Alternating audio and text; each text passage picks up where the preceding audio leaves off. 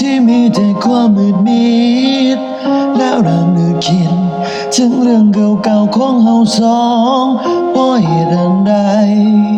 เจ้าจึงจากไปเจ้าทิ้งคอยไว้เจ้าไปกับเขา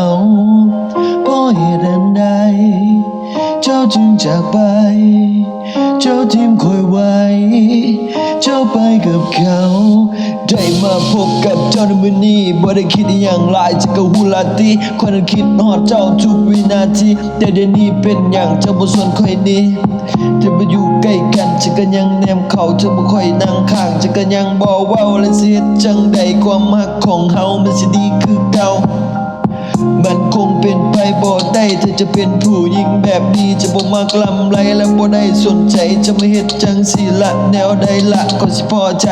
จะบ่ฮักจะบ่มักจะก็บอกบ่ต้องมาหลอกต้องมาตัวต้องมาต้มกันจะมาจดจำทุกคำที่เจ้าเคยบอกมันออกมาจากใจ